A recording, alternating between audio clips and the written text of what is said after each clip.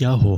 اگر میں کہوں کہ استغفار آپ کی روح کے لیے ایک حفاظتی تہ کا کام کرتا ہے، بالکل اسی طرح جیسے سن اسکرین آپ کی جلد کو نقصان دہ شعاؤں سے بچاتی ہے، اسی طرح استغفار کرنا آپ کو نقصان دہ اثرات سے محفوظ رکھنے میں حفاظتی تہ کا کام کرتا ہے۔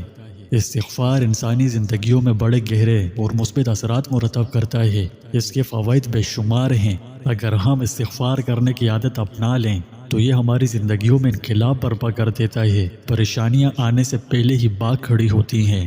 اب ظاہر ہے جب آنے سے پہلے ہی دور ہو جائیں تو پھر آ بھی کیسے سکتی ہیں، اور اگر بالفرض گناہ کی نوعیت سخت ہونے پر آن بھی پہنچے تو زیادہ دیر تک نہیں ٹھہر پاتی، کیونکہ استغفار اپنی موجوں میں سب کو بہا لے جاتا ہے۔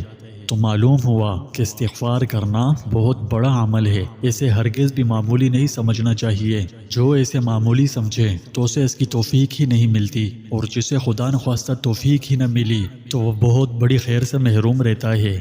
یہ بات آپ بھی خوب سمجھتے ہیں کہ گناہ کے ارتکاب کرنا جتنا سہل اور آسان ہے، اسے ترک کرنا، اس سے اپنا دامن بچا کر رکھنا اسی قدر کٹھن اور دشوار ہے۔ گناہگار ہمیشہ اس لذت گناہ کو تو یاد رکھتا ہے جس کا اسے ارتکاب ہوا، لیکن اس جزا و سزا کو بھلا بیٹھتا ہے جس کا اس سے وعدہ کیا گیا ہے۔ اللہ سبحانہ و تعالی نے جس وقت بندوں کو پیدا کیا، وہ ان کی طبیعت و مزاج کو اچھی طرح جانتا تھا کہ انسان بہت زیادہ غلطیاں کریں گے اور اس کی عبادت میں حدود سے تجاوز کریں گے۔ پھر ان کے علم کی کمی کو بھی جانتا تھا، اس لیے اپنی رحمت سے بندوں پر رحم کرتے ہوئے ان لوگوں کو استغفار کی نعمت عطا کی جو اللہ کی عبادت خالص نیت سے کرتے ہیں، لیکن کبھی کبھی جان بوجھ کر یا اپنی نادانی کی وجہ سے گناہوں کے شکار ہو جاتے ہیں۔ پھر اس کے بعد اپنے رب کی بخشش و مہربانی کو یاد کرتے ہیں، اس سے استغفار طلب کرتے ہیں اور شرمندہ ہو کر اس سے معافی مانگتے ہیں، تو وہ ان کے لیے رحمت کا دروازہ کھول دیتا ہے، اور یقیناً وہی بہت رحم کرنے والا اور گناہوں کو بخشنے والا اور مہربان ہے۔ استغفار ایسا سائیدار درخت ہے جس کا سایہ انبیاء علیہ السلام نے بھی لیا، وہ بھی اس کے سائے میں بیٹھے۔ رسول اللہ صلی اللہ علیہ وسلم نے فرمایا کہ میرے دل پر غفلت کا پردہ آ جاتا ہے، حالانکہ میں اپنے پروردگار سے ہر روز 100 بار استغفار کرتا ہوں۔ ناظرین، حضور نبی کریم صلی اللہ علیہ وسلم کی سنت ہے کہ آپ دن و رات میں 70 مرتبہ سے زیادہ یا 100 مرتبہ اللہ سے استغفار کرتے تھے۔ غور کریں، یہ امام الانبیاء حضرت محمد رسول اللہ صلی اللہ علیہ وسلم کی حالت تھی جبکہ آپ گناہوں سے پاک و صاف انسان تھے۔ اللہ تعالیٰ نے آپ کے اگلے اور پچھلے سارے گناہوں کو بخش دیا تھا، اس کے باوجود آپ استغفار کرتے تھے۔ گناہوں کو کرتے وقت ہم کو خوب علم ہوتا ہے، لیکن پھر دوسرے وقت میں ہم کو بھول جاتے ہیں، یاد ہی نہیں رہتا۔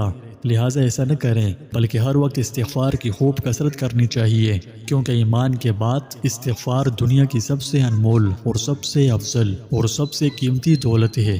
یہ بیش بہا جواہرات کا لازوال خزانہ ہے جو انسان کو دنیا و آخرت دونوں میں مالدار کر دیتا ہے۔ یہ کامیابی کے دروازے پر لگے تالے کی چابی ہے۔ فرمایا کہ جو شخص چاہتا ہو کہ قیامت کے دن اس کا نامہ اعمال اس کو خوش کر دے تو اس کو کثرت سے توبہ و استغفار کرتے رہنا چاہیے۔ مطلب دن رات استغفار کریں اور کسی خاص وقت کا انتظار ہرگز نہ کریں، بلکہ جب بھی یاد آئے کثرت سے استغفار کریں، کہ استغفار برکتوں کا سمندر ہے۔ یہ استغفار ہی ہے جس کی شان میں حضرت عبداللہ بن عباس رضی اللہ تعالیٰ عنہ سے روایت ہے کہ رسول اللہ صلی اللہ علیہ وسلم نے فرمایا، جو شخص استغفار میں پابندی کرے گا، اللہ تعالیٰ اس کی ہر تنگی کو دور کر دے گا اور ہر غم سے خلاصی دے گا، اور اس کو روزی ایسی جگہ سے دے گا جہاں سے اس کو خیال بھی نہ ہوگا۔ تو محترم ناظرین، استغفار کے فضائل و برکات بہت اور بہت زیادہ ہیں۔ حدیث مبارکہ میں بکثرت اس کے فضائل و فوائد بیان ہوئے ہیں۔